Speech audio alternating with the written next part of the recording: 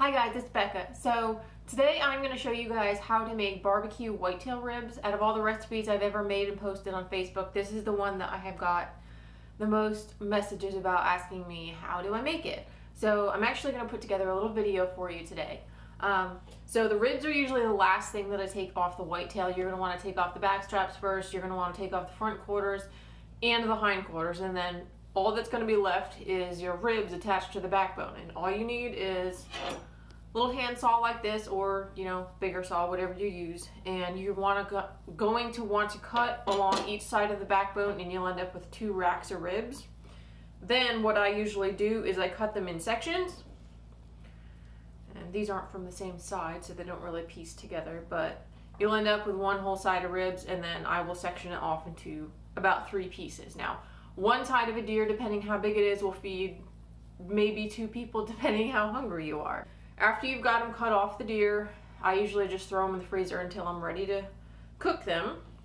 The most important thing when it comes to cooking whitetail ribs is you're going to see all this extra fat on there. You're going to want to get as much of that extra fat off of there as possible, because if you leave it on there, it's going to have a really chalky texture and flavor, and it's just going to completely ruin your ribs. So you want to get as much of that off as possible. A little bit is okay, but you want to get the majority off.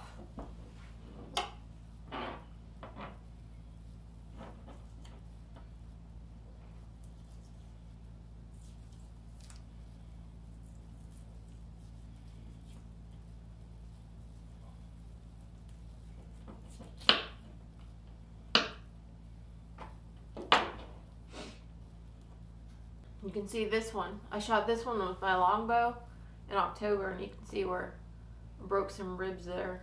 A big hole in there.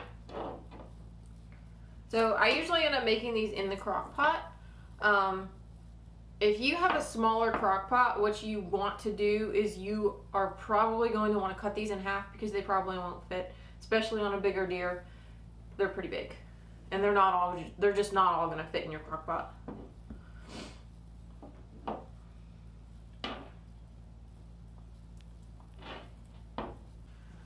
So once you got them cut into sections, the next step that you're going to do is you're going to put them all in a pot, fill it with water enough to submerge all the ribs.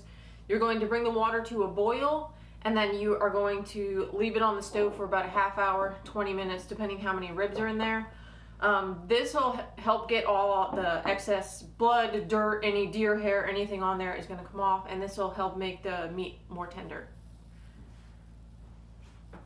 Okay, so boiled these for about 20 minutes, and you'll see there's a lot of like scum and grease on top. That is from all the excess fat that was on the ribs. So any dirt, hair, blood, anything is now off of the ribs. You're going to want to take them out of the water and just let them cool off for a couple minutes before you continue to the next step. Okay, so I'm going to create my own dry rub. I use about a tablespoon of garlic powder, tablespoon of paprika,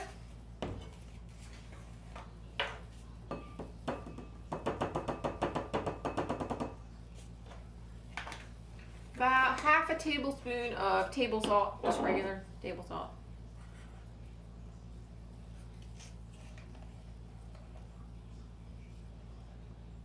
You don't really need as much salt with all the other spices in there. It gets too salty. About a quarter teaspoon of chili powder. You can leave this out. It just adds a little extra heat to it.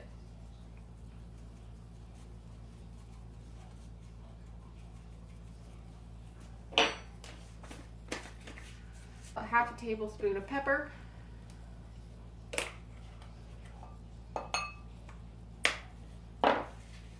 Roughly a tablespoon of cumin.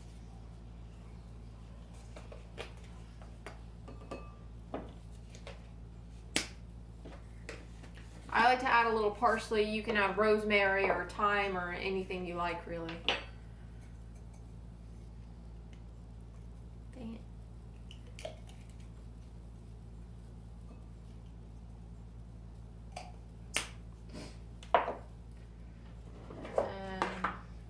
to add about 2 tablespoons of brown sugar.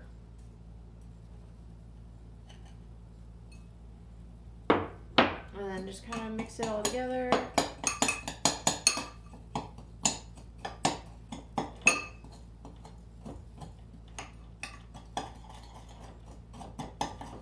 This amount that I just made is good for about one rack of ribs. You can easily double it, triple it, however many you're making. As you can see, I'm not making a whole lot of ribs.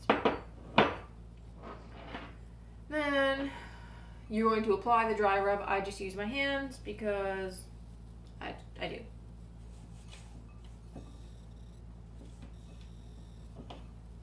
I like to really coat it. And just set it aside.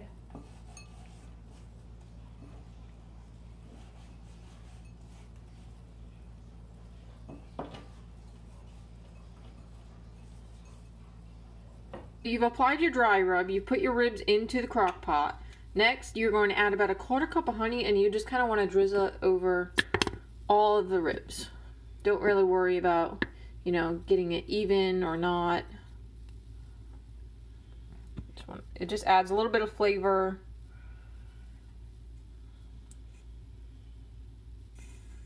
Okay. Next, you are going to add about 2 tablespoons of Worcestershire sauce. And again, you just kind of drizzle that on there.